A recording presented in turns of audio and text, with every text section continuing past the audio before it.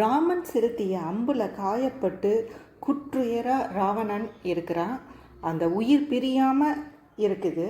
அந்த சந்தர்ப்பத்தில் ராமர் லக்ஷ்மணனை பார்த்து, லக்ஷ்மணா, ராவணன் எல்லா கலைகள்லேயும் சிறந்தவன், ராஜதந்திரம் மிக்கவன், அவனோட அரசியல் அனுபவம் நமக்கு ரொம்ப பயனுள்ளதாக இருக்கும்.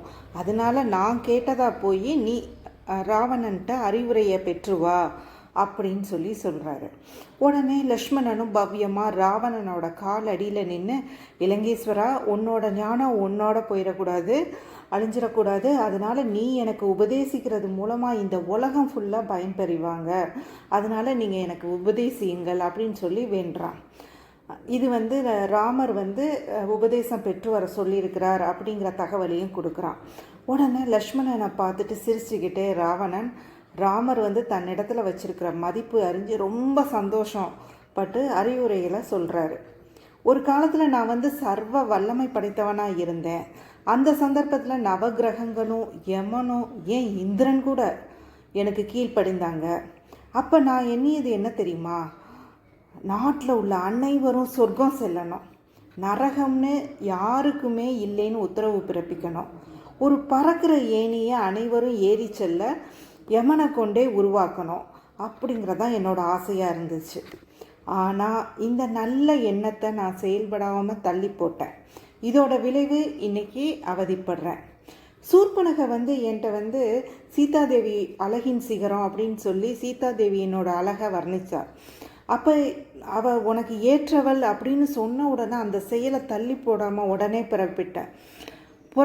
அந்த உடனே புறப்பட்டனால எனக்கு கிடைத்தது அதோட விளைவு நாசம்தான். அதனால் நான் முக்கியமாக சொல்ல வேண்டியது என்னென்னா, சொல்ல விரும்புகிறது, ஒரு நல்ல செயலை உடனடியாக முடிச்சிடணும், அதோட பலன் உடனே கிடைக்கும். தீய செயலை தள்ளி போடணும், தள்ளி போடுறதுனால அந்த தீய செயல் நடைபெறாமல் இருக்கிறதுக்கும் வாய்ப்பு இருக்குது. மூணாவது உபதேசமாக, உன் சாரதியிடமோ வாயிற்காவலிடமோ சகோதரனுடனோ பகை கொள்ளக்கூடாது.